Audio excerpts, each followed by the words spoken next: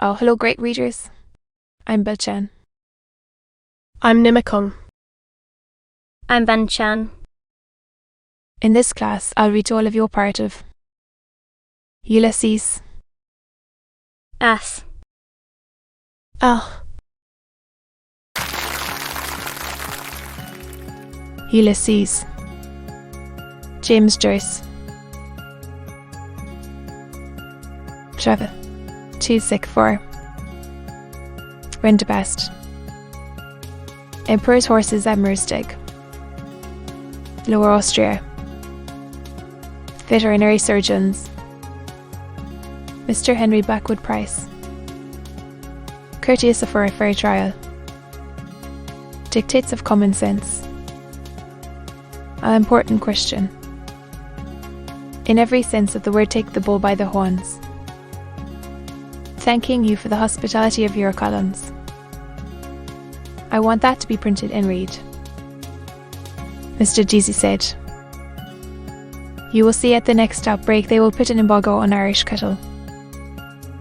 And it can be cured. It is cured.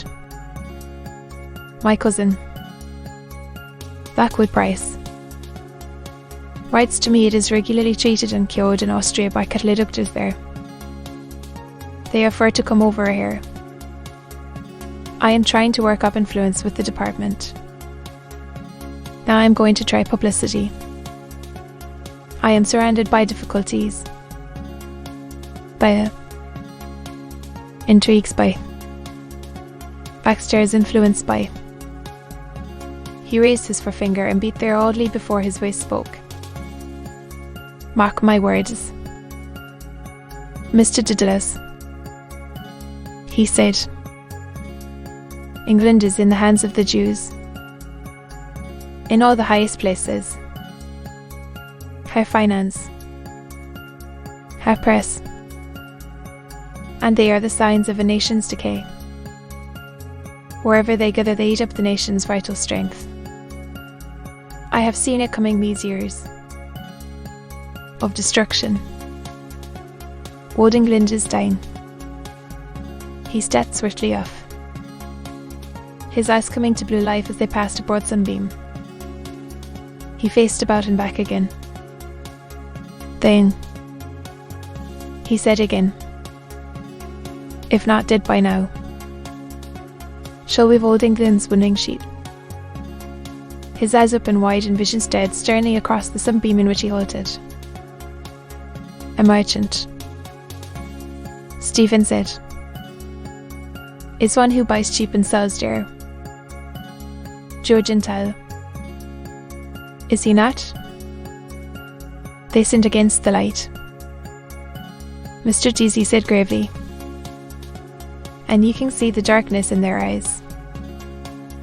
And that is why they are wanderers on the earth to this day.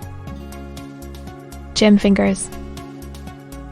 Couple of geese. They swore loud. Uncouth about the temple. Their heads thick plaiting under maladroit silk hats. Not theirs. These clothes. This speech. These gestures. Their full slow eyes belied the words. The gestures eager and unoffending. But knew the rancours massed about them, and knew their zeal was vain. Vain patience deep and horrid. Time surely would scatter all. A hoard heap by the roadside.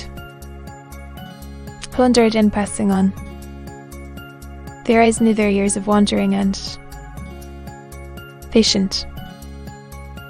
Knew the dishonours of their flesh. Who has not? Stephen said, what do you mean? Mr. Deasy asked. He came forward a pace and stood by the table. His underjaw fell sideways open uncertainly. Is this old wisdom? He waits to hear from me. History, Stephen said, is a nightmare from which I am trying to wake. From the playfield the boys raised a shout. A whirring whistle. Ol. What if that nightmare gave you a back kick? The ways of the Creator are not our ways, Mr. Deasy said. All human history moves towards one great goal, the manifestation of God.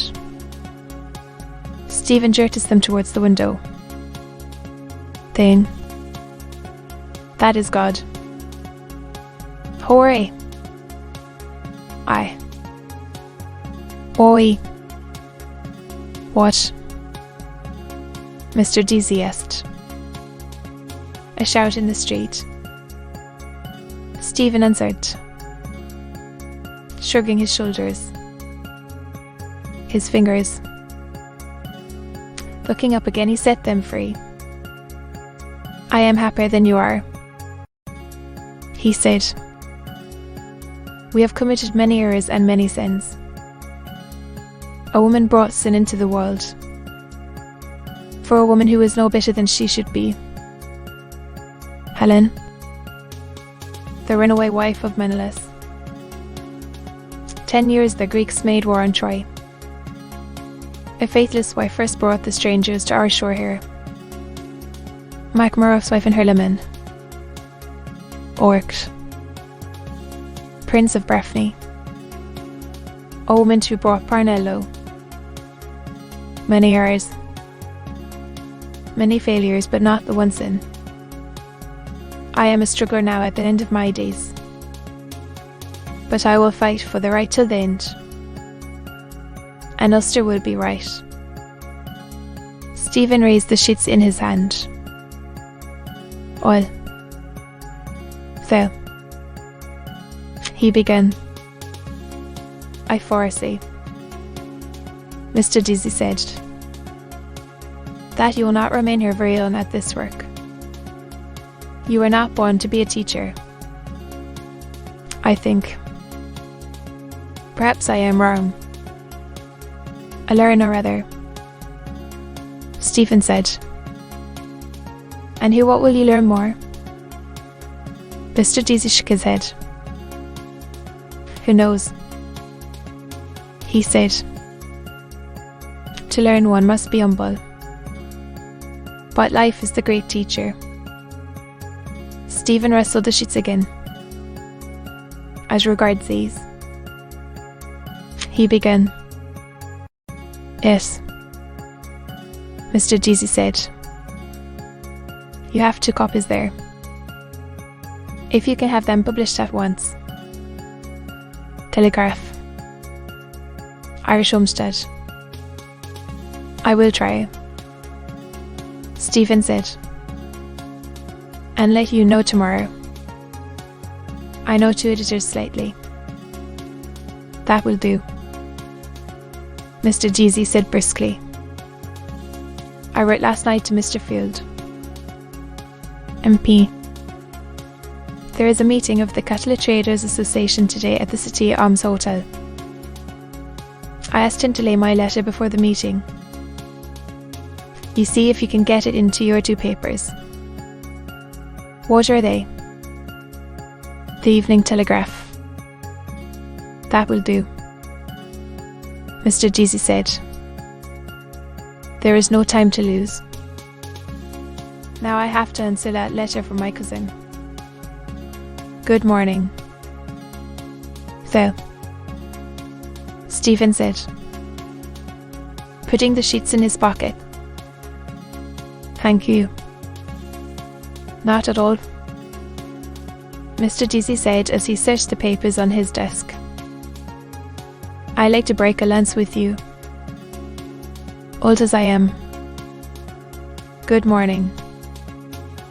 So, Stephen said again, bowing to his bent back. He went out by the open porch and down the gravel path under the trees, hearing the cries of voices and crack of sticks from the playfield. The lions couchant on the pillars as he passed up through the gate. Toothless stirrers. Still, I'll help him in his fight. Mulligan will give me a new name. The Bullock Befriending Bard. Mr. Diddless. running after me. No more letters. I hope. Just one moment. Yes. So, Stephen said, turning back at the gate.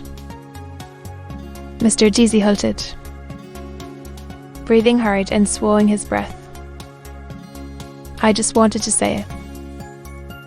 He said, Ireland, they say, has the honour of being the only country which never persecuted the Jews. Do you know that? Well, and do you know why? He frowned sternly on the bright air.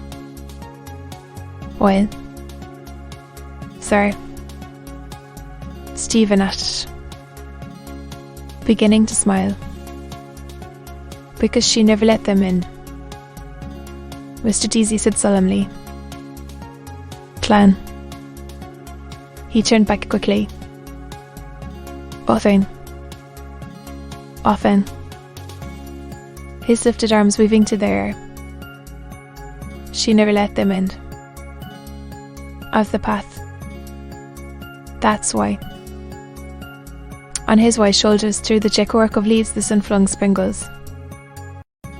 Dancing coins.